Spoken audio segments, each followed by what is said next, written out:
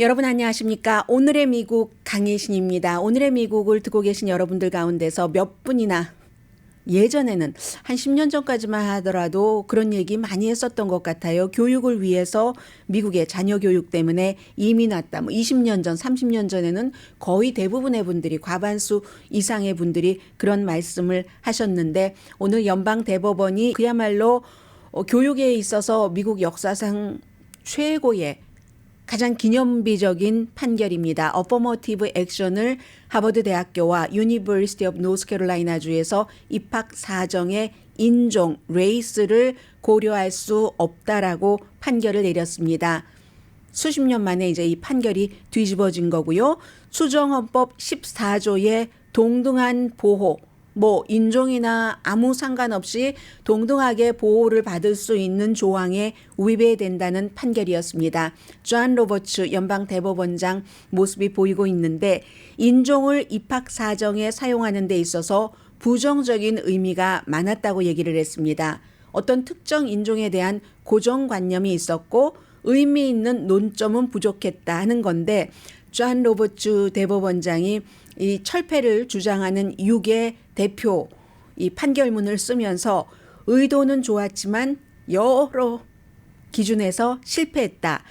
우리 헌법은 대학교에서 그 신입생을 뽑을 때 그렇게 인종을 사용하도록 허락한 적이 없다. 앞으로도 허락하지 않을 것이다라고 판결을 내렸습니다.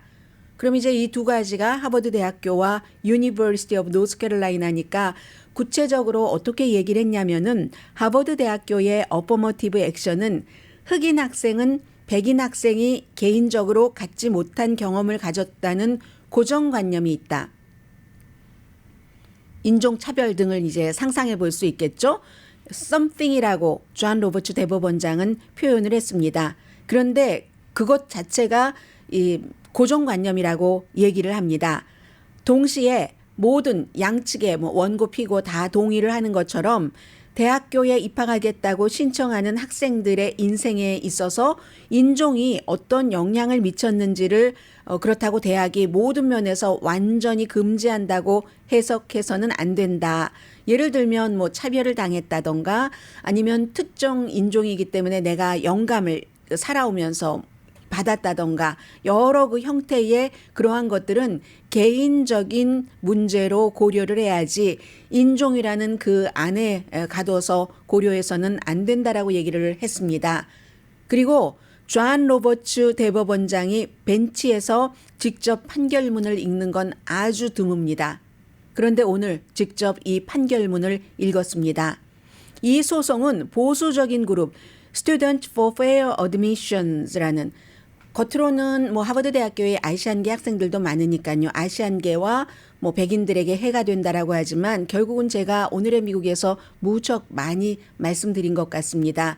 어떠한 법안을 추진을 한다던가 할 때 그 내용도 중요하지만 누가 추진을 하느냐가 중요한데 이 지금 연방대법원까지 가지고 간 케이스는 아주 보수적인 법 전략가입니다. 에드워드 블럼이라는 분이 백인과 아시안 아메리칸 신청자에게 불리하다라면서 이 같은 것을 연방대법원까지 가지고 가는 운동을 하는데 성공을 했지만 이 사람의 마음에는 아시안계는 별로 없습니다. 백인에게 불리하다 하는 것이고 그 부분에 대해서는 하버드 대학교의 아시안계 학생들의 입장을 전해드리겠습니다. 굉장히 예민한 문제인 것 압니다. 저는 오늘의 미국에서 여러 방향의 이슈들을 전해드리겠는데 또 대부분 이상의 한인 부모님들이 우리 아이가 이 어퍼머티브 액션이 철폐되면 대학교에 들어가기 좋다고 하는데 하는 의견에 동의하고 계시는 것도 압니다.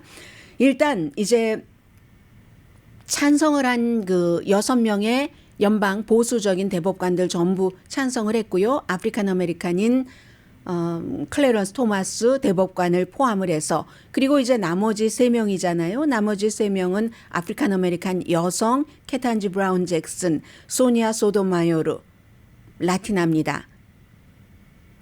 엘리나 케이건, 주이시입니다. 이 세 사람인데 케탄지 브라운 잭슨은 뭐라고 얘기를 했는가 하면 이 사람은 전에 하버드 대학교 감독위원회에서 지난해 봄까지는 일을 하다가 이제 그만뒀습니다. 의식하지 못하는 케이크를 먹게 놔두자. 그 다음에 이제 이 내용이 어디로 어차피 이제 실패를 했으니까 케탄지 브라운 잭슨의 입장에서는요. 나중에 어떤 일이 일어나는지 보자. 소니아 소토마요르 본인이 이제 그 아이빌리그 대학교에 들어갈 때 어느 정도 인종이 영향을 미쳤다는 것도 시인을 했습니다. 그러나 들어갈 때는 그랬지만 졸업을 했고 그러한 기회로 내가 연방 대법관까지 됐다 하는 얘기도 한 소니아 소토마요르입니다.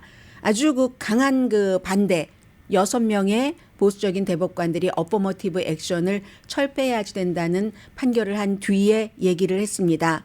법원이 수십 년 동안의 선례와 중대한 진전을 뒤로 되돌린다. 인종이 언제나 문제가 되는 사회가 미국인데 그 문제가 되는 미국에서 앞으로 이슈가 될 그런 그 인종에 대해서 마치 생명처럼 이 법원의 다수는 피상적인 방법으로 이 일을 처리했으므로 인종 불평등이 심화될 것이다. 이렇게 얘기를 했습니다. 바이든 행정부는 뭐 오늘의 이 판결에 당연히 반대를 하고 두 대학교의 어퍼머티브 액션을 지지해 왔습니다. 지금 연방 대법원의 판결을 뭐 리뷰하고 있다라고 얘기를 했습니다. 역사적으로 대학교에서의 어퍼머티브 액션이 지금 이거 위헌이다라고 판결 내린 게 이번이 처음이 아니라 2013년도에 시작을 해서 그 최종적인 결론이 2016년도에 나왔는데 유니버시티 오브 텍사스 케이스 당시에 여러분들께 많이 전해드렸었습니다. 백인 여학생이 내가 백인이라는 이유로 차별을 당했다 하고 소송을 했었는데 그 유니버시티 오브 텍사스 어스틴에 있는 캠퍼스였습니다. 2016년도에 완전히 텍사스주의 그 텍사스 대학교의 어퍼머티브 액션도 이건 아니다라고 결론이 내려졌습니다. 그 뒤에는 일부 대학교들이 자발적으로 어퍼머티브 액션을 폐지했습니다. 유니버시티 오브 미시간이라든가 그리고 나서 그 흑인 학생들이 크게 줄어든 것은 사실이고요. 학교에서 이렇게 그 어퍼머티브 액션을 알아서 폐지하는 것은 또 소송이 들어오고 하면 복잡하고 하니까 그런 이유도 있었습니다. 교육에서의 그 어퍼머티브 액션은 하버드 대학교나 이제 노스캐롤라이나 대학교의 입장은 말씀드리지 않았지만 뭐 다 여러분께서 알고 계시는 그대로입니다. 대학이라는 게 특히 대학도 종류별로 종류라기보다 학교의 그 어떤 이상이나 이념 같은 것이 다르기 때문에 우리 학교는 테크놀로지 분야에서 일하는 학생들을 키워낸다던가 우리 학교는 다른 하버드 대학교 같은 경우는 세계적인 리더를 키워낸다는 거잖아요. 세계적인 리더를 키우려면 대학교 캠퍼스 안에서도 가능하면 모든 다양한 것을 경험을 해야지 되는데 이제는 이미 하버드 대학교의 아시안계도 40% 넘고 등등 이런 이유들을 얘기를 하면서 그렇다고 아시안계에 대한 차별은 아니라고 강조를 했습니다. 그리고 어퍼머티브 액션 자체가요, 소수계를 그 보호한다 하는 차원이었는데 이게 워낙에 60년대 이런 때는 대학교에 가면 전부 하얗게 됐었잖아요.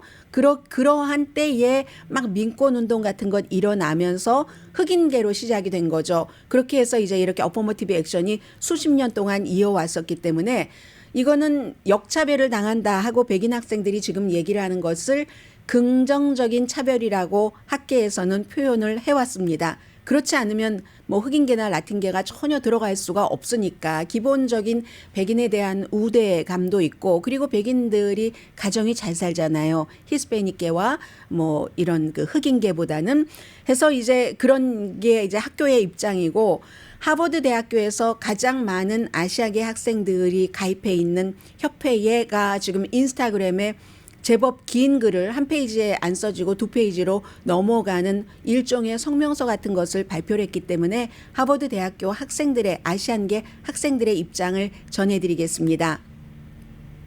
첼시 왕, 카일란 타툼, 이제 두 학생들이 대표적인 학생들인 것 같아요. 흑인과 라티노, 원주민, 퍼시픽 아일랜드계 학생의 거의 절반을 이번 판결로 잃을 것이다. 아시안계 학생들인데 이렇게 썼습니다. 아시안 아메리칸 학생들에게도 승리가 아닙니다.